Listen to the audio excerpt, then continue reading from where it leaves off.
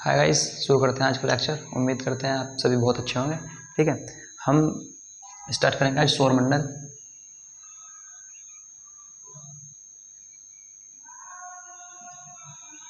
सौरमंडल को इंग्लिश में बोलते हैं सोलर सिस्टम।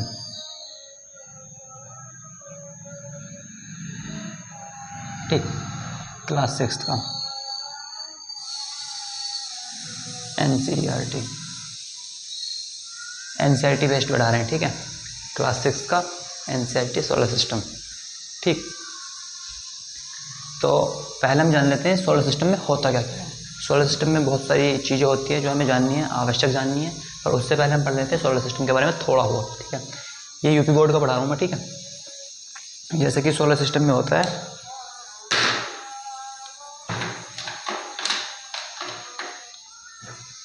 सोलर सिस्टम में होता है खगोलीय पिंड। ठीक, दूसरा नक्षत्र मंडल,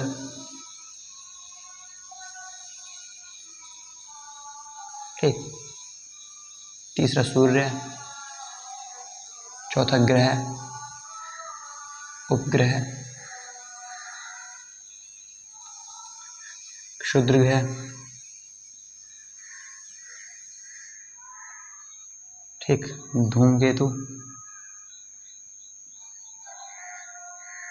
उल्कापिंड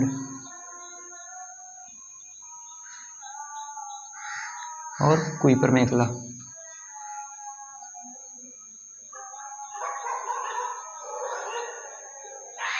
ठीक है, ये 8-9 चीज़ें पाई जाती हैं। तो पहले इनके बारे में आज हम थोड़ा सा जानते हैं। ये एक कंटेंट बेस्ड वीडियो है, जैसे कि हम किताब कंटेंट मतलब कि एक पाठ्यक्रम। जैसे हम किताब स्टार्ट करते हैं तो किताब में लिखा होता सूर्य वाला चैप्टर है 1 से 16 पेज तक, फिर अर्थ है 17 से 21 पेज तक। तो जैसे जैसे कंटेंट लिखा होता है ना किताब के बारे में, ऐसे हम आज सोलर सिस्टम के बारे में थोड़ा सा इनके बारे में कंटेंट वाला जान लेते हैं। उसके बाद हम फिर इनमें डीपली जान लेंगे। ठीक है,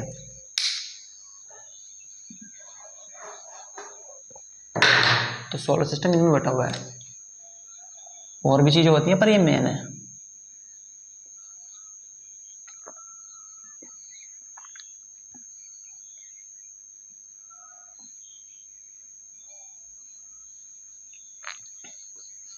ठीक, क्या क्या? खगोलीय पिंड, नक्षत्र मंडल, सूर्य, ग्रह, उपग्रह, फिर है क्षुद्र ग्रह, फिर धूमकेतु, उल्कापिंड और खगोलीय ये कुइपर मेखला। ठीक है, धूमकेतु को ही पुच्छल तारे बोल देते हैं, पुच्छल तारा, और उल्कापिंड को ही उल्काश्म बोल देते हैं। ठीक, तो हम इनके बारे में पहले थोड़ा थोड़ा जान लेते हैं। ठीक है, हमें सौर मंडल में क्या क्या पढ़ना है आज केवल इतना जानते हैं। खगोलीय पिंड होते क्या हैं? खगोलीय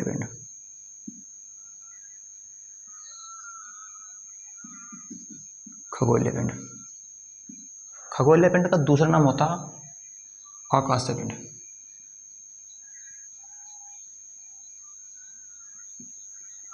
पिंड। जिसको इंग्लिश में बोल देते हैं कैलेस्टियल बॉडीज।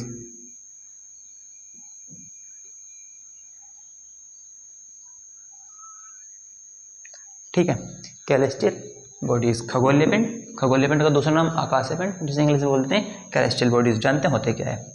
आकाशीय मतलब कि अंतरिक्ष, आकाश मतलब कि अंतरिक्ष, और आकाशीय मतलब कि अंतरिक्ष की। पिंड मतलब कि पदार्थ या टुकड़े या शरीर, कोई निश्चित आकृति। ठीक है, निश्चित आकृति। तो खगोलीय पिंड क्या होते हैं? जैसे कि मान लो हम कभी खुले आसमान में लेटेंगे तो होता क्या है, जैसे हम नीचे अपने छत पे लेटे, हमें खुला आसमान दिख रहा था, हमें क्या दिखेंगे? तारे। और क्या दिखेगा? चांद। दिन में क्या दिखता? सूरज। ऐसे ही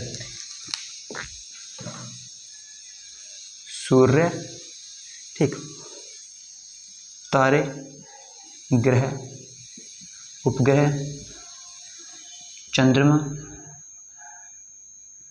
ये जो होते हैं ये होते हैं हमारे खगोलीय पिंड, इनमें और भी जुड़ जाते हैं, ये सभी खगोलीय पिंड है। क्षुद्र ग्रह, उपग्रह, ये धूमकेतु, उल्कापिंड, कुइपर मेखला, उपग्रह, ग्रह।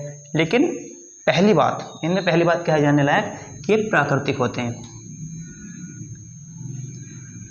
जो भी प्राकृतिक चीजें हमारे अंतरिक्ष में मौजूद होती हैं वो होती हैं खगोलीय पिंड, और जो भी मानव निर्मित होती हैं उनके अलग अलग नाम होते हैं, ठीक है। मानव निर्मित, ठीक है, या कृत्रिम।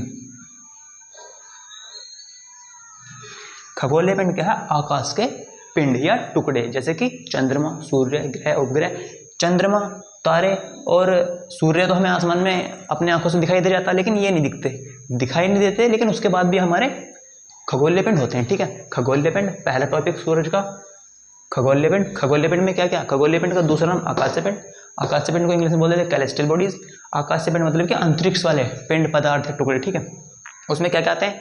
सूर्य, तारे, ग्रह, उपग्रह, और ये जितने भी लिखे हुए ना, ये सब खगोलीय पिंड में आते हैं, ठीक। हम खुले आसमान में लेट जाएं, दोबारा बता रहा हूँ, खुले हम छत पे लेट जाएं, हमने हमारे ऊपर कुछ ना हो, केवल आसमान हो, आसमानी अंतरिक्ष हो, ठीक है। तो हमें क्या दिखेगा? तारे, ग्रह, और ग्रह नहीं दिखेंगे, तारे दिखेंगे, सूर्य दिखेगा दिन में, ठीक है, और रात्रि में हमें दिखेंगे चंद्रमा, ठीक है। तो ये जो हमें सूर्य, तारे और चंद्रमा दिख रहे हैं, ये हो खगोलीय पिंड। और ये जो ग्रह, उपग्रह हैं और हमारे धूमकेतु, उल्कापिंड, कुइपर मेखला, ये भी सब खगोलीय पिंड होते हैं, मतलब कि आकाश के पिंड जो प्राकृतिक है, मानव ने कोई छेड़खानी नहीं करी, ठीक। पहला हुआ हमारा समाप्त। पढ़ाया जाएगा इसके बारे में और, लेकिन ये हमारी, मैंने पहले बताया, कंटेंट बेस्ड वीडियो है, तो इनके बारे में एक मोटी मोटी जानकारी आज मैं प्रोवाइड करा रहा हूँ। उसके बाद नेक्स्ट वीडियोज में इन सब के बारे में एक अलग अलग वीडियो बनेगी, सबका टॉपिक इतना बड़ा बड़ा है, ठीक। फिर आता हमारा नक्षत्र मंडल।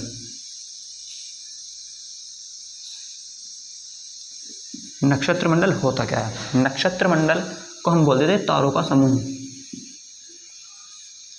तारों का समूह, ये बोल देते हैं कॉन्स्टेलेशन। कॉन्स्टेलेशन क्या बोलते हैं? नक्षत्र मंडल। नक्षत्र मतलब कि तारे, और मंडल मतलब कि समूह, तारों का समूह। नक्षत्र मंडल एक संस्कृत शब्द है जिसका हिंदी में मतलब है तारों का समूह, और इंग्लिश में बोलते हैं इसे क्या? कॉन्स्टेलेशन, ठीक। जानते हैं होता क्या? वैसे आप समझ चुके होंगे कि तारों का समूह, या नक्षत्र मंडल में बात किसकी होगी? तारों के समूह की। देखते हैं क्या क्या होते हैं ये।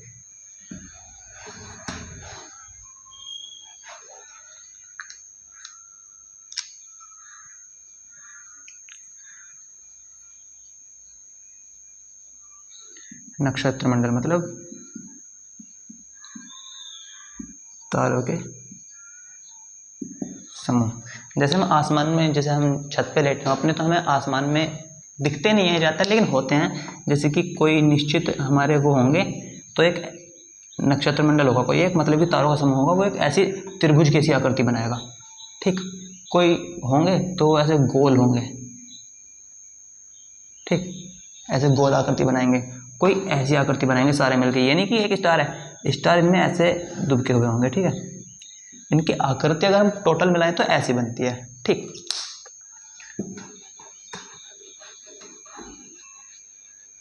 नक्षत्र मंडल आज तक जो हमारे वैज्ञानिकों ने पाए, हमारे मतलब भारत के नहीं, नासा के वैज्ञानिकों ने जो पाए हैं, नासा एक एजेंसी है जो ऐसी चीज़ों के बारे में पता करती है, खगोलीय पिंड के बारे में।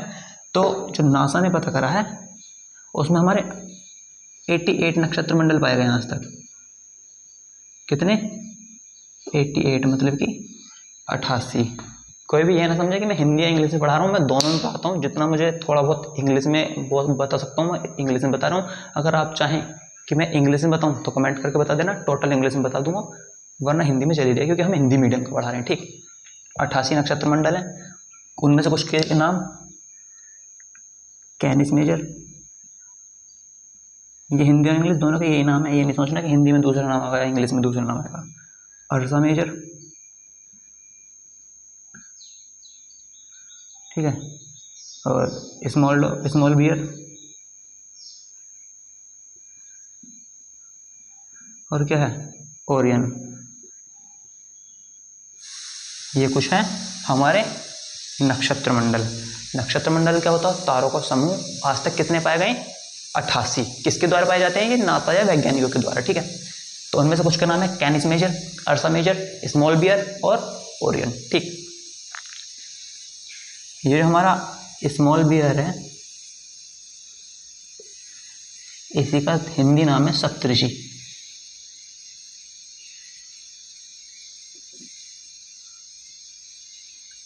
बहुतों ने सप्तऋषि नाम सुना होगा, बताता हूँ क्या होता। सप्तऋषि मतलब कि तारों का समूह है, ये भी एक नक्षत्र मंडल है, 7 तारों का समूह है ये, ठीक। कितने का? 7 तारों का समूह, 7 तारों का समूह। बताता हूँ, 1 मिनट।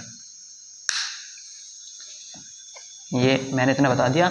नक्षत्र मंडल मतलब तारों का समूह कितने पाए गए आज तक? 88। 88 में से कुछ के नाम है Canis Major, Ursa major, Orion और स्मॉल बियर। स्मॉल बियर का ही दूसरा नाम है सप्तऋषि। अभी हम सप्तऋषि के बारे में बताते हैं आपको। सप्तऋषि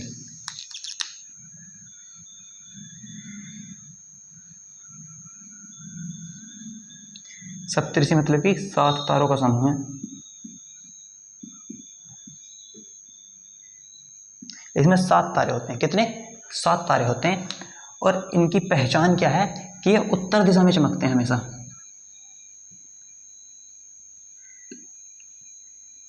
उत्तर दिशा में चमकते हैं, ठीक। अगर हमारे साउथ दिशा इधर है, मतलब कि देखो दिशाएं,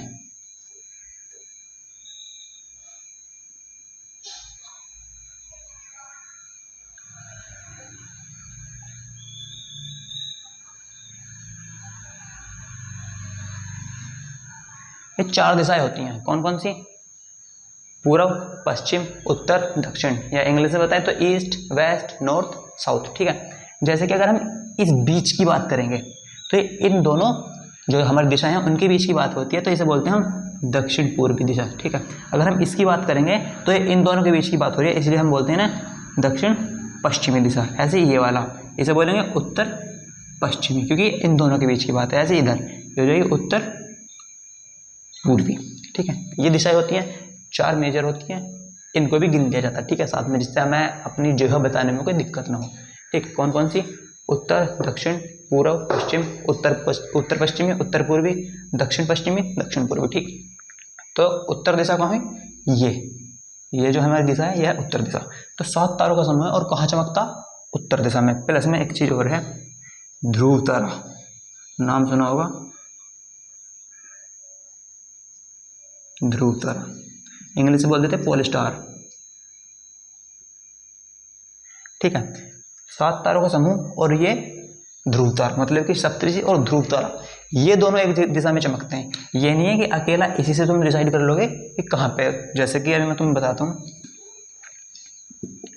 मान लो 1 2 3 4 5 6 7, ठीक। ये हमारा 7 तारों का समूह है। प्लस में हम अब इसके हिसाब से हम ये 7 सप्तऋषि तो होगा, हम कैसे पता करें कि कौन सा ये ऐसे है? तो हम कैसे पता करें कि ये तो इधर भी हो सकता, ये इधर भी हो सकता, ये नीचे भी हो सकता, ये ऊपर भी हो सकता, किधर भी हो सकता, ठीक है। तो हमें कैसे पता करना?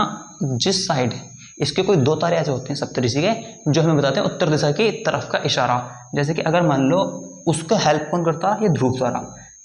अभी आपको कुछ समझ में आ रहा होगा, थोड़ा वीडियो कंटिन्यू रखें, उसके बाद आपको सब समझ में आ जाएगा, ठीक है। मान लो ये एक ध्रुव तारा है, अच्छा खासा चमकीला होता, उत्तर दिशा में चमकता, बहुत अच्छा चमकीला होता, ठीक है।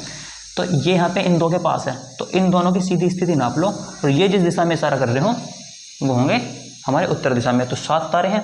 अगर मान लो ये यहाँ चमक रहा है, यहाँ ना होके ये चमकता है यहाँ पे, तो इन दोनों की स्थिति नापो और सीधी मिलाओ, ये होंगे उत्तर दिशा में, ठीक। तो सप्तऋषि का बताया हमने आपको, नक्षत्र मंडल खत्म, बताया जाएगा। ये मत सोचना कि बस हवा हवाई हो चुका, इतना ही था। मैं आपको 6th क्लास के हिसाब से बता रहा हूँ, तो 6th क्लास के हिसाब से आपको हो चुका, जितना था क्लास के हिसाब से मैं आपको बता चुका, लेकिन अभी मुझे आपको एडिशनल जानकारी देनी है, तो उसके बाद में आपको मिलेगा, ठीक है। सूर्य है, सूर्य क्या है? एक अच्छा खासा बहुत बड़ा टॉपिक, जिसे चाहें तो 15 मिनट में खत्म कर सकते हैं, ना तो आपकी जिंदगी भर में भी खत्म नहीं हो सकता, ठीक है। सूर्य, सूर्य को इंग्लिश में क्या बोलते हैं? सन। दूसरा नाम क्या है? सूरज।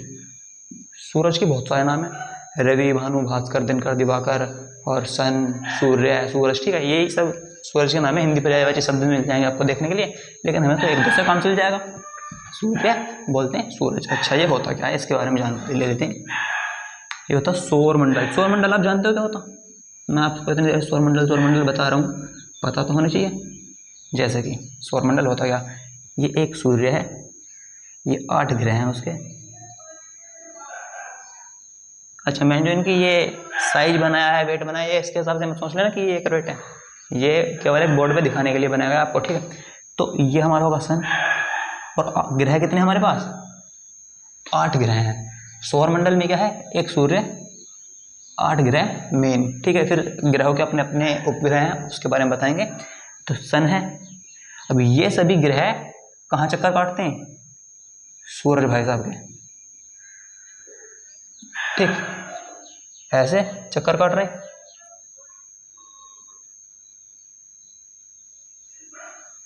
ठीक।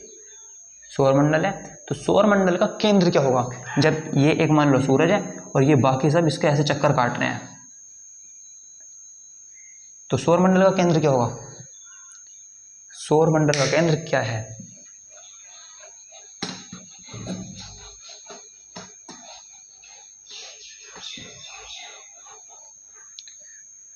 सौरमंडल का केंद्र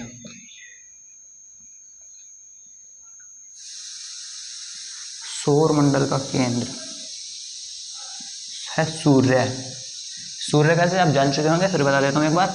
मान लो ये सूर्य है, 8 ग्रह, एक ग्रह यहाँ पे इस टाइम, एक ग्रह यहाँ पे, एक ग्रह यहाँ पे, एक यहाँ, एक यहाँ, एक यहाँ, एक यहाँ, एक यहाँ, ठीक है। फिर उनके उपग्रह भी इसी का चक्कर काट रहे हैं। तो मान लो कोई व्रत है, ठीक, व्रत के हमने बीच में ऐसे एक सेंटर होता, जानते हैं, व्रत के बीच में एक केंद्र होता, जिसके हम केंद्र की बात कर भी रहे हैं, ठीक है। तो बिल्कुल यहीं पे क्या है? सूरज। अच्छा, जब हम इस व्रत से एक इस दूरी की लाइन खींचते हैं, कहाँ से? यहाँ तक की, एक केंद्र से व्रत की दीवार तक की जब हम दूरी नापते हैं तो इसे हम बोलते हैं त्रिज्या, जैसे इंग्लिश में बोल देते हैं रेडियस, ठीक। जब हम इस दिशा की बात करते हैं, ऐसे पूरी यहाँ तक, ठीक है, सबसे ऊपर से सबसे नीचे या किसी भी साइड को ऐसे, और अपने केंद्र से होते हुए एक दीवार से लगते हुए दूसरी दीवार तक लगे और केंद्र से निकल रही हो। ये नहीं कि आपने यहाँ से घुमाई और यहाँ मिला दी, नहीं, यहाँ से निकलनी चाहिए, ठीक है, बिल्कुल सीधी होनी चाहिए वो। हमारा तो 19-20 का सिस्टम चल रहा, ठीक है। ये क्या होता है? ये होता है व्यास, ठीक है। तो व्यास होता है त्रिज्या का दुगना, क्योंकि ये आधे की बात है, और अगर मैं इसे को सीधा करता तो व्यास हो जाता है, लेकिन फिर आपको दिखता नहीं ढंग से, ठीक है। तो त्रिज्या क्या है? ये व्रत का आधा।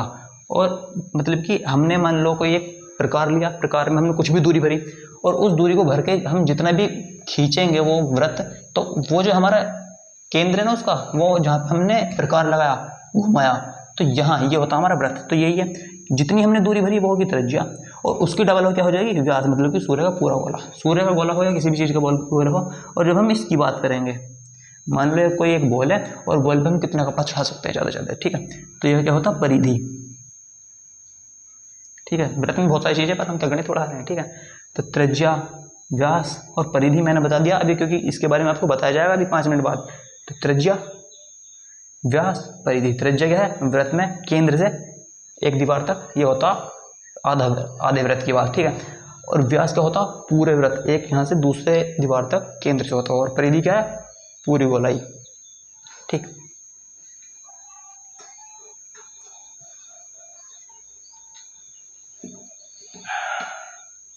ठीक, तो सौरमंडल का केंद्र क्या है? सूर्य। अच्छा, और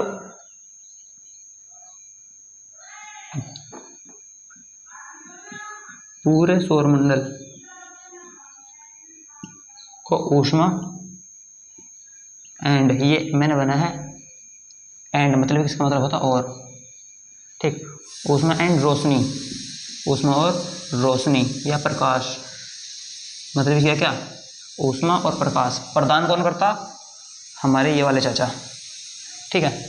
तो पूरे सौरमंडल को ऊष्मा, मतलब कि ऊष्मा, ऊष्मा अर्थात गर्मी, जो आप सनलाइट देखते हैं, ठीक है। तो सनलाइट से जो हमें गर्मी मिलती है वो तो होगी ऊष्मा, और प्रकाश, जो सनलाइट होती है जिससे हमें गर्मी मिल रही है वो होता प्रकाश। प्रकाश मतलब कि रोशनी, उजाला,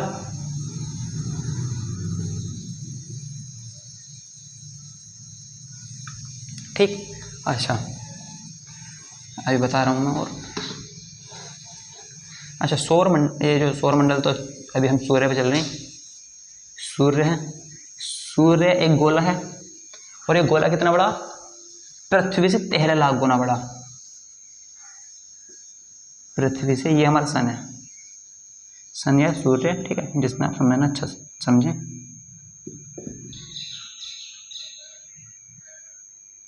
सूरज, ठीक। तो पृथ्वी से लगभग 13 लाख गुना बड़ा। यह कट नहीं है, यह है गुना, ठीक है। तो सूरज कितना बड़ा? 13 लाख गुना बड़ा, मतलब कि एक सूरज में 13 लाख पृथ्वी समा सकती है, ठीक है। तो एक कोई मान लो हमने गेंद है तो उसमें 13 लाख गेंद हो जाएंगे, तो जो 13 लाख आई है ना वो होगी हमारी पृथ्वी, लेकिन जिस एक में आई है वो होता सूरज, ठीक है। तो ये गोला है, ये गोला कितना बड़ा है? गोला है सूरज का, और ये कितना बड़ा है? पृथ्वी से 13 लाख गुना बड़ा, मतलब कि 13 लाख पृथ्वी और एक सूरज बराबर है, ठीक। और पृथ्वी है, पृथ्वी जैसे और 7 ग्रह हैं, इन सबको रोशनी कौन प्रदान कर रहा? सूरज भाई साहब, ठीक। एक और बात क्लियर हुई हमारी। अब उसके बाद एक और गोला निकालते हैं हम, ठीक है। ये जो सूरज का व्यास है, ये कितना? सूरज का व्यास है 1.39 मिलियन किलोमीटर। हम यहाँ पे जो हमारा दूरी की पैमाना होगा, दूरी की जो मापनी होगी वो होगी हमारी किलोमीटर, क्योंकि छोटी मोटी बात तो हमें करनी नहीं एक पेज की, हमें तो पूरे सौरमंडल की बात करनी है। तो ये जो हमारा सूर्य का जो एक यहाँ से दूसरे इस दीवार तक की जो दूरी है वो कितनी है? 1.39 मिलियन किलोमीटर। अच्छा, 1 मिलियन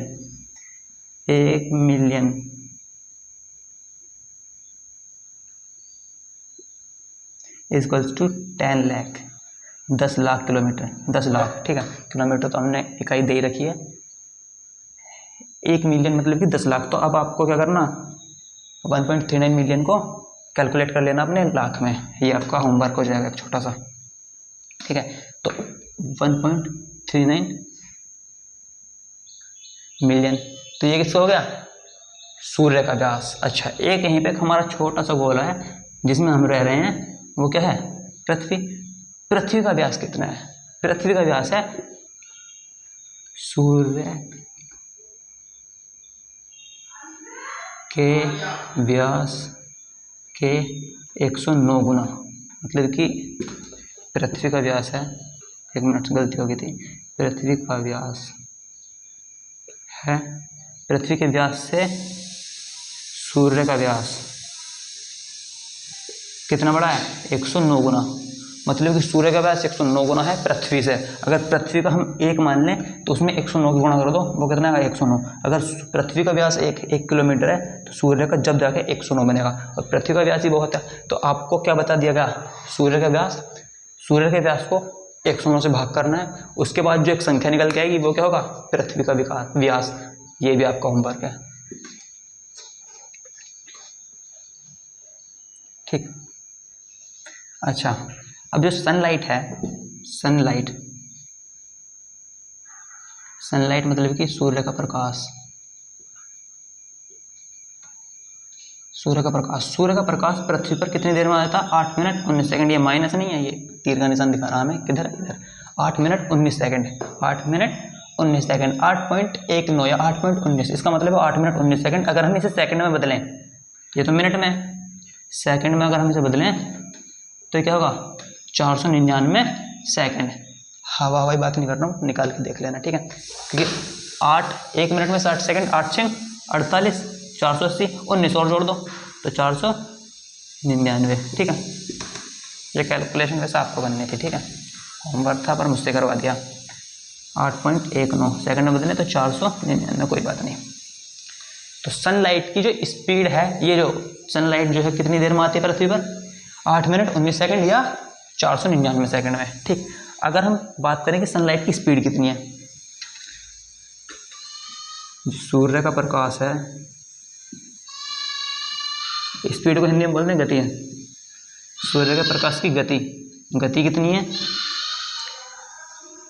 3 लाख किलोमीटर पर सेकंड, मतलब कि हर सेकंड 3 लाख किलोमीटर की स्पीड से भागती है। जैसे कि अभी सूर्योदय होने वाला थोड़ी बहुत देर में, ठीक है, हो चुका होगा, तो बहुत स्पीड से आती है लाइट। कितना? 3 लाख किलोमीटर एक सेकंड के हिसाब से। और कितनी दूरी है? 400, हमें सेकंड में दूरी दिखाई गई है तो हमें सेकंड नापनी है, 499।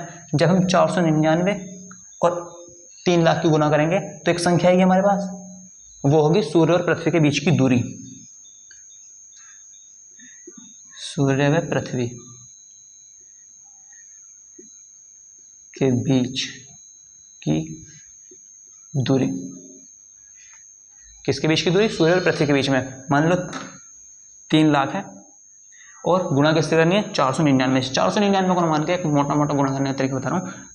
500 से गुणा करते हैं, कितना? ये 3 लाख है, लाख में 5 जीरो, 100 में 2 जीरो, 5 और 2 7 जीरो यहाँ लगा दो, 7 ही है ना, और 3 पंजे 15, मतलब कि 15 करोड़ किलोमीटर। सूरज से पृथ्वी के बीच की दूरी कितनी? 15 करोड़ किलोमीटर। लेकिन हमने 1 सेकंड एक्स्ट्रा लिया था। 1 सेकंड में कितना घटता है? 1 सेकंड में 3 लाख घटता है। तो अगर हम इसे घटा दें तो कितना बचेगा? 14 करोड़ 97 लाख। ठीक है, तो 14 करोड़ 97 लाख किलोमीटर है सूरज से पृथ्वी के बीच की दूरी। ठीक, अगर समझ में ना आए तो वीडियो को दोबारा देख लेना। ठीक,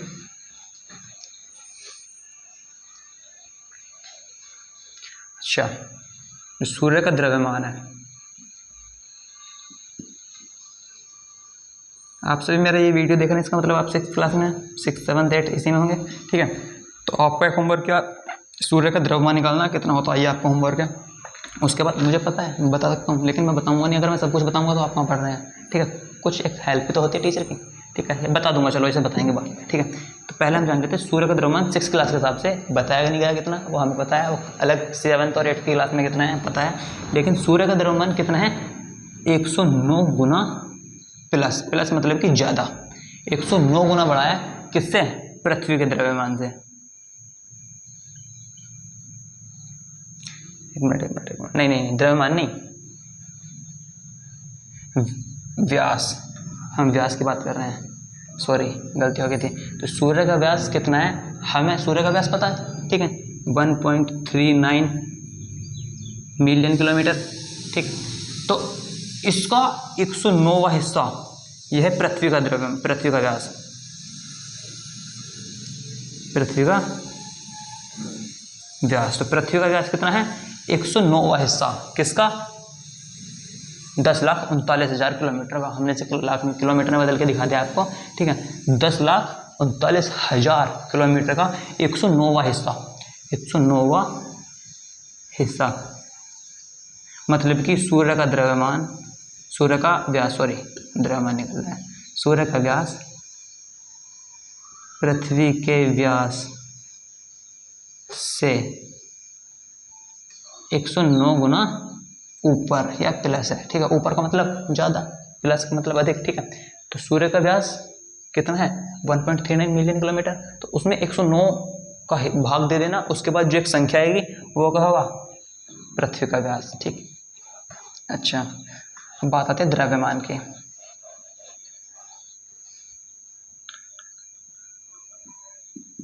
द्रव्यमान किसका?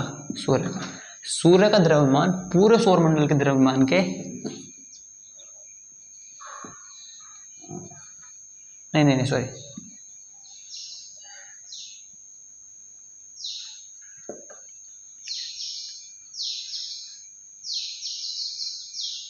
%98 है। मतलब कि जो पूरे हमारे सौरमंडल है उसमें से पृथ्वी का द्रव्यमान है, इसका सौरमंडल हमारे सूर्य का द्रव्यमान कितना?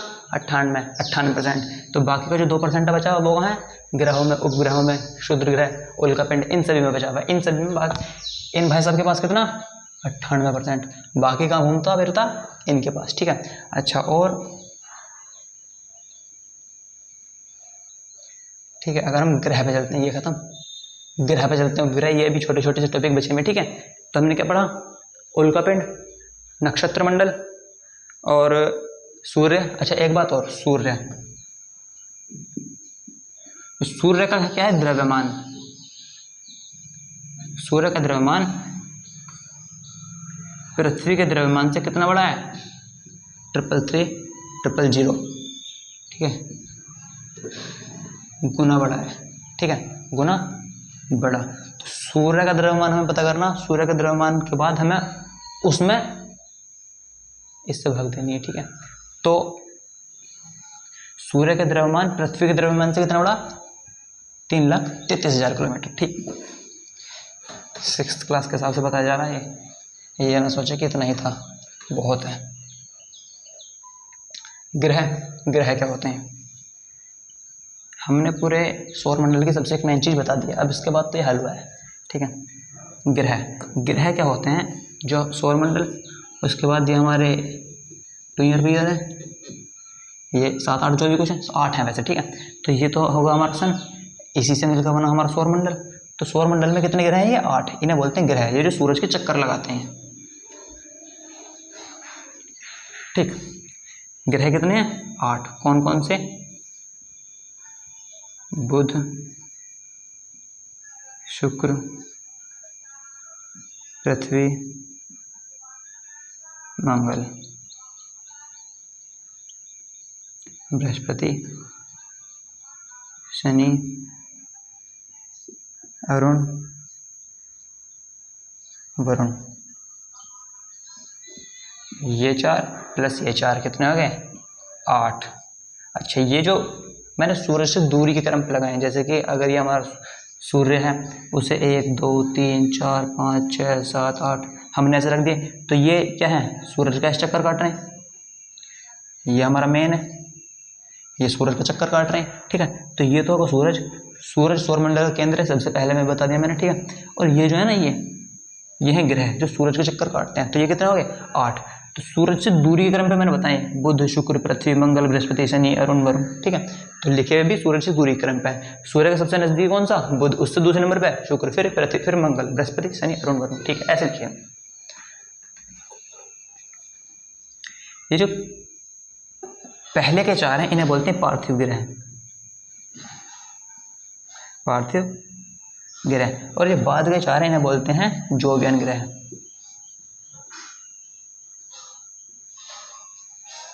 ठीक है, पार्थिव ग्रह, जोवियन ग्रह। ये अब ये मत सोचने लगना पार्थिव ग्रह नाम कहाँ से पड़ा, जोवियन नाम कहाँ से पड़ा, वो मैंने बताया, डीप नहीं बताऊंगा इसमें, केवल हम एक मोटा मोटा क्रम जान लें कि होता क्या है। डीप बताया जाएगा बहुत जल्दी नेक्स्ट वीडियो में। ठीक है, ग्रह 8, बुध, शुक्र, पृथ्वी, मंगल, और ये बृहस्पति, शनि, अरुण। अच्छा, मैं बता देता हूँ पार्थिव क्या होता है और जोवियन क्या होता है। जोवियन, इन ग्रहों की खोज करी जोवियन साहब ने, जोवियन 2 एक वैज्ञानिक थे, तो इन ग्रहों की खोज करी। 4 के बाद जो ये ग्रह हैं उनकी खोज करी जोवियन 2 वैज्ञानिक ने, तो उनके नाम पर रख दिया जोवियन ग्रह। अच्छा, और बृहस्पति की खासकर इन्होंने करी थी। ठीक है, और पार्थिव ग्रह सूरज के पास पाए जाते हैं, बिल्कुल पार्थिव अवस्था में, खत्म सी अवस्था में। ठीक है, जीवन है, लेकिन जितनी इनमें चहल दहल है, ये बहुत बड़े बड़े हैं, ये इतने बड़े बड़े हैं, पृथ्वी के सामने इतनी सी है। ठीक है, तो ये आधे भी नहीं है इनके। ठीक, द्रव्यमान में जाने अगर। ठीक, तो पार्थिव है ये है हमारे जोवियन। ठीक,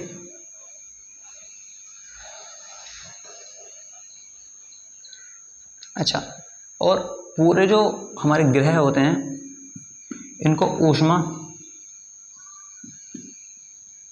एंड लाइट, मतलब रोशनी कहाँ से मिलती है? मैंने बता दिया, सूरज से।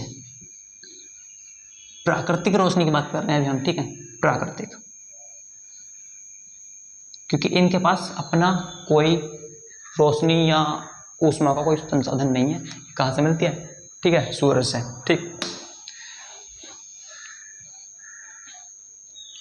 ग्रह होते हैं, बौने ग्रह हैं, ये बड़े ग्रह हैं। ठीक है, बताया जाएगा। ये उपग्रह, उपग्रह क्या है?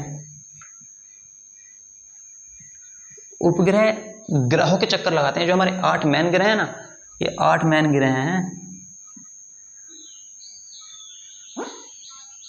ग्रहों के चक्कर लगाते हैं। अब आपके दिमाग में बननी चाहिए इमेज। कैसी इमेज?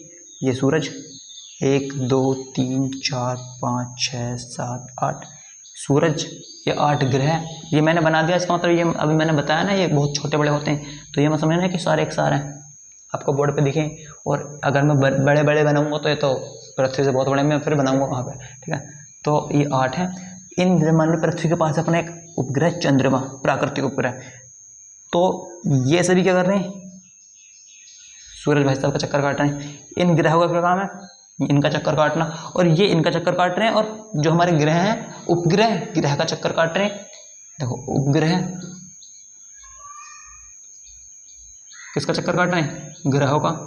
और ये जो ग्रह हैं ये किसका चक्कर काट रहे हैं? सूर्य का। तो इनडायरेक्टली उपग्रह भी सूर्य का चक्कर काटते हैं, क्योंकि इसका चक्कर काटते काटते ऐसे काटते काटते फिर ये ऐसे दूर भी भग रहे हैं, ठीक है। तो सूर्य का चक्कर काट रहे हैं अल्टीमेटली। उपग्रहों के पास अपनी रोशनी नहीं होती लेकिन ये चमकते हैं, ठीक है। जैसे कि बुध, शुक्र, पृथ्वी, मंगल, ये बृहस्पति, शनि, अरुण, वरुण, ये इतने चमकते नहीं है, लेकिन उपग्रहों के पास अपनी रोशनी नहीं होती लेकिन फिर भी चमकते हैं। कौन से उपग्रह? प्राकृतिक उपग्रह। उपग्रह दो प्रकार के होते हैं, प्राकृतिक और कृत्रिम। कृत्रिम का मतलब मानव निर्मित, जो मानव बनाए हैं, और प्राकृतिक जो है प्रकृति के, ठीक है। तो प्राकृतिक हैं और कृत्रिम है। पृथ्वी के पास प्राकृतिक है केवल एक, पृथ्वी के पास है क्या? चंद्रमा, ये प्राकृतिक है। नहीं तो भारत का जो सबसे पहले कृत्रिम था जो उपग्रह, उसका नाम है आर्यभट्ट, ठीक।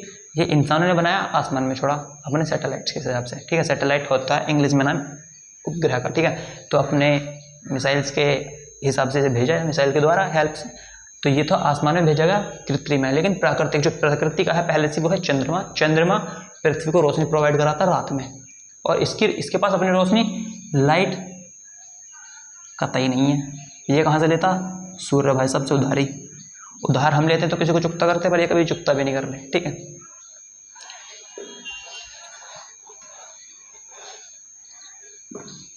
ठीक। उपग्रह, क्षुद्र ग्रह क्या होते हैं? मैंने भी आपको 2 मिनट पहले बताया था कि ग्रह होते हैं बड़े ग्रह, छोटे ग्रह। तो छोटे ग्रह मतलब कि क्षुद्र ग्रह। क्षुद्र ग्रहों का एक एग्जाम्पल है प्लूटो। ये पहले नोवा ग्रह होता था हमारे सौरमंडल का, लेकिन अब नहीं है। पहले था, अब नहीं है, ठीक है। याद रख लेना, अब नहीं है। पेपर में लिखा रहो कि था, एक मास्टर ने पढ़ाया था यूट्यूब पे, ऐसा नहीं है। ये पहले था, अब नहीं है। कब निकाला? 2006 को खगोलीय पिंड अंतर्राष्ट्रीय खगोलीय पिंड एजेंसी ने निकाल दिया था, ठीक है। 2006 में नोवा ग्रह से। क्यों? क्योंकि ये जो सभी ग्रह हैं, मान लो ये हमारे 4 ग्रह हैं, तो ये सभी अपनी ही लाइन पे चक्कर काटते हैं। इसे बोलते हैं कक्षा, और जिस जगह पे वो घूम रहे वो होती है धुरी, ठीक है। तो ये सभी अपनी पे चक्कर काटते हैं, लेकिन जो हमारे एक प्लूटो भाई साहब थे बहुत छोटे, ये इनसे भी बहुत छोटे थे, ऐसे थे, लेकिन आपको दिखें इसलिए बड़ा बनाया। इनका काम, अपनी तो लाइन है ही है, साथ में क्या, ये आते आते ऐसे चक्कर काटते कर रहे हैं, मजे कर रहे हैं, चिल चल रही है पूरी, ठीक है। तो इसलिए इनका चिल करा पहले ख़त्म, और ये कर दिया बाहर। वैसे ये मानना ना मानना हमारी प्रवृत्ति है। क्या वो अब चक्कर नहीं काट रहा? हमने अगर वो हटा दिया सौरमंडल से, तो क्या वो अब चक्कर नहीं काट रहा? चक्कर तो अब भी चल रहा उसका।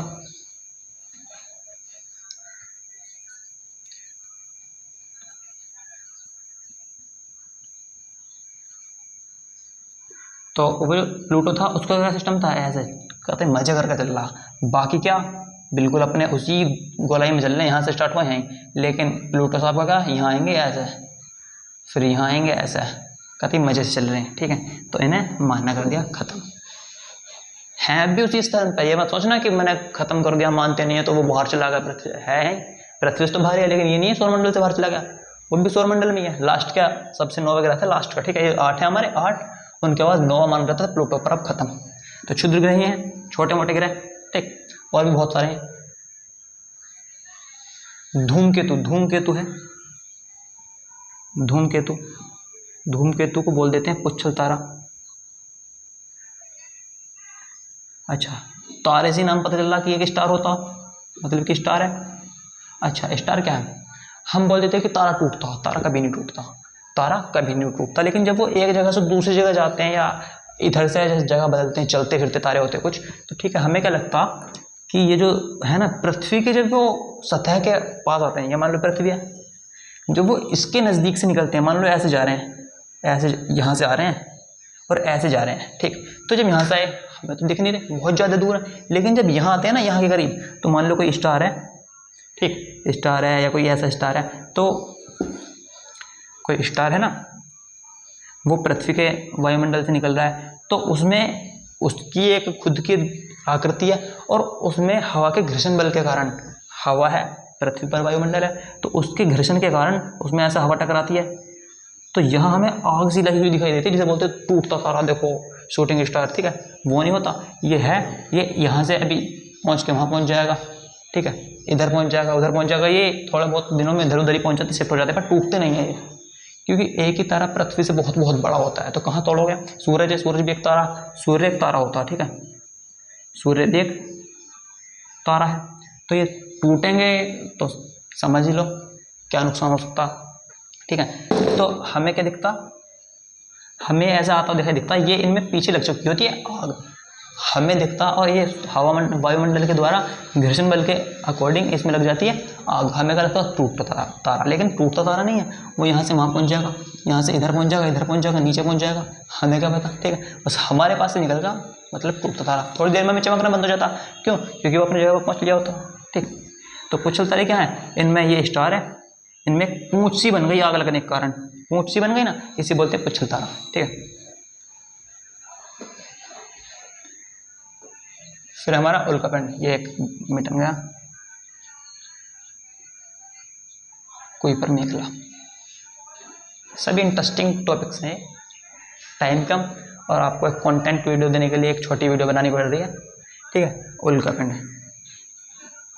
उल्कापिंड, दूसरा नाम उल्काश्म। अच्छा, जब पृथ्वी का निर्माण हुआ, पृथ्वी के निर्माण को हम पढ़ेंगे किसने? बिग बैंग सिद्धांत में, ठीक है, इंग्लिश में बोलते हैं क्या? बिग बैंग थ्योरी, हिंदी में बिग बैंग, ये बैग नहीं है, बैंग है, सिद्धांत, ठीक है। बिग बैंग सिद्धांत में ये है क्या? बिग मतलब कि बड़ा, बैंग मतलब कि विस्फोट, तो जो एक ऐसा माना जाता है कि एक बहुत बड़ा विस्फोट हुआ, उसके बाद हमारा सौरमंडल, पूरी ये दुनिया बनी है, ब्रह्मांड बना है, ठीक है। तो जब ये टूट फूट हुई, ग्रह आपस में टकराए, ग्रह एक दूसरे से निकल के भागे, टकराए, अभी मैं जो बोल रहा हूँ आपको समझ नहीं आएगा, लेकिन जब मैं बिग बैंग सिद्धांत पढ़ा दूंगा आप बोलोगे सब समझ में आ रहा, ठीक है। तो ये जो टूट फूट हुई, तो हवा में टूट फूट के कारण कुछ पत्थर के टुकड़े बचे, कुछ रेत बचा, कुछ राख बची, ठीक है। तो यही जो टुकड़े हैं, अब ये अपनी एक निश्चित जगह पर घूमते हैं, ये सब एक साथ घूमते फिरते हैं हमारे आकाश में, हमारे वायुमंडल में, पृथ्वी वायुमंडल में नहीं, अंतरिक्ष में, मतलब कि ग्रहों के बीच में। ये मान लो ये ग्रह हैं, ये इनके बीच में ऐसे यहाँ घूमते फिर रहे हैं, ये एक ही, मतलब कि ये एक यहाँ पे है, ये जो एक मैंने बनाया ना वो एक ही है, ठीक। तो इसमें क्या है? हवा, धूल, मिट्टी, ठीक है, तो राख, ये आग लगने के कारण हुआ, फटा, आग लगी, ऐसे दूर हो गया, ठीक है। तो यह है उल्कापिंड, इसमें हवा है, धूल है, मिट्टी है, ठीक, राख है, ये टुकड़े हैं, एक जगह जुड़े हुए हैं, ये नहीं बिल्कुल सघनता से जुड़े हुए नहीं है, जैसे कि आपने पढ़ा होगा ठोस, द्रव, गैस, तो इनके जो कण होते हैं वो बहुत पास पास होते हैं, इनमें थोड़े से दूर हो जाते हैं, गैस में बहुत दूर दूर होते हैं, ठीक है। 6th क्लास में पढ़ लोगे, अभी जो विज्ञान पढ़ाया जाएगा आपको, कोई भी टीचर पढ़ा देंगे, ठीक है। तो ऐसे जो गैस में दूर दूर होते हैं ना, ऐसे इसमें दूर दूर होते हैं, यानी बिल्कुल पास चिपके में दूर दूर होते हैं, दूर दूर है, ये होते हैं उल्कापिंड। इनसे हमारी पृथ्वी को कोई नुकसान नहीं पड़ रहा, लेकिन जब बाई चांस टकराने की नौबत आती है तो नुकसान ही नुकसान दिखाई देता है, क्योंकि इनमें अपना द्रव्यमान बहुत है, इतने सारे कंकड़ पत्थर, बड़े बड़े, जो मान लो उल्कापिंड में क्या होते हैं, ऐसे बहुत बड़े बड़े पत्थर भी होते हैं, इस आकार के भी पत्थर होते हैं। अब न्यूज़ आती रहते हैं कि ये उल्कापिंड 26 तारीख को इससे पृथ्वी से टकराएगा, टकराए तो है नहीं आज तक, ठीक है, लेकिन अगर टकरा गए तो उसके बाद तो बहुत नुकसान है। तो यही होते हैं हमारे उल्कापिंड, ये जो आसमान में घूमते रहते हैं, तैरते रहते हैं, हवा में तैरते रहते हैं, क्योंकि वहाँ पे क्या नहीं है, वहाँ पे कोई भी गुरुत्वाकर्षण बल है नहीं, आसमान में है पर बहुत कम या बहुत ज़्यादा है, पृथ्वी के जैसा नहीं है, या तो है तो बहुत कम, या है तो बहुत ज़्यादा, ठीक है। तो ये जो पिंड होते हैं ना, ये जो आसमान में घूमते रहते हैं टुकड़े, ये ग्रह तो है नहीं, क्योंकि ग्रह होने के लिए एक आकार चाहिए, ग्रह होने के लिए एक आकार चाहिए, और गुरुत्वाकर्षण बल इतना चाहिए ग्रह होने के लिए कि उसका आकार गोल सा रहे, ठीक है। तो ग्रह होने के लिए एक अपना आकार बहुत बड़ा होना चाहिए, और क्या होना चाहिए, वो उसमें गुरुत्वाकर्षण बल इतना होना चाहिए, गुरुत्वाकर्षण बल मतलब कि ग्रेविटी, ग्रेविटेशनल फोर्स, उसमें इतना होना चाहिए कि सूर्य के गुरुत्वाकर्षण से उसका मेल बैठ जाए और वो फिर गोल बने। सबसे ज़्यादा सूर्य में होता, ठीक है। सूर्य किससे बना है? गैसों से, सूर्य गैसों से बना है, कौन सी? हाइड्रोजन और हीलियम, ठीक। ये इसलिए मैं बोल रहा हूँ कि अभी तो ये मैंने बहुत कम पढ़ा है, बहुत कुछ जानना बाकी है, ठीक है। उल्कापिंड ये हो गए, ठीक है।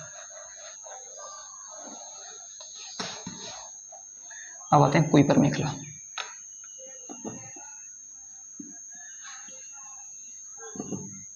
कुइपर मेखला सबसे बड़ा टॉपिक हमने क्लियर करा, फिर उसके बाद छोटा भी करा, उसके बाद छोटा भी करा। ये तो थे ही छोटे, ठीक है, यहाँ ही छोटे वैसे भी। तो जो बेसिक वीडियो बन के आएंगे ना, वो सूर्य पे होंगी, ग्रह पे होंगी, उपग्रह पे होंगी, ठीक है। इन दोनों पे एक ही बना देंगे, फिर इन दोनों पे एक, फिर इन दोनों पे एक, ठीक है, ऐसे बन जाएंगे। कुइपर मेखला क्या होती है, दोबारा सौरमंडल पे चलते हैं, क्योंकि सौरमंडल में बार बार इसलिए बना रहा हूँ एक छोटा सा आपको दिखाने के लिए, क्योंकि मेरी वीडियो ही सौरमंडल पे है। ये है सूर्य, ये उसके साथ सारा मंडल।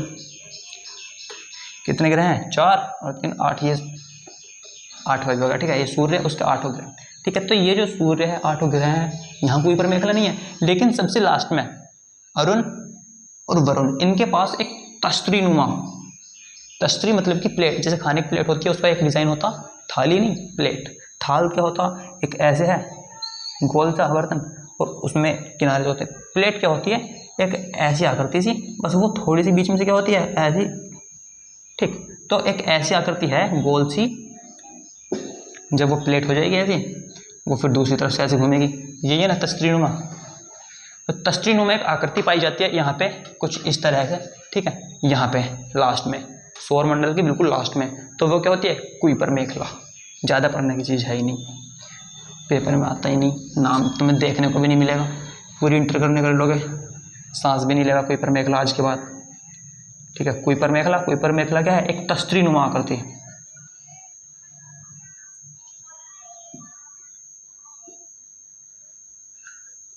तश्तरीनुमा आकृति, ठीक है। तश्तरीनुमा आकृति, और कहाँ पाई जाती है, बिल्कुल सौरमंडल के एंड में। ये एंड मैंने लिखा है, ये एंड है, एक एंड ये होता है AND, ये एंड का मतलब है और, ये एक एंड है, इसका एंड का मतलब है समाप्ति या खत्म। तो सूर्यमंडल की बिल्कुल जो समाप्ति है वो अरुण वरुण वाले ग्रह में, वहाँ के पास हमें एक पाई जाती है ऐसी तश्तरीनुमा आकृति, वो होती है कुइपर मेखला, ठीक। तो आज का हमारे कंटेंट वीडियो, मैंने पहले बताया कंटेंट वाली ही पाठ्यक्रम वाली थी केवल, इनके बारे में अभी बहुत कुछ जानना है, तो थोड़ा सब्र करिए। इसके बारे में मैंने अभी सौरमंडल के बारे में एक मोटी मोटी जानकारी आपको प्रोवाइड करा दी, ठीक है। कुछ समझ में ना आए तो कमेंट सेक्शन में पूछ देना, ठीक है।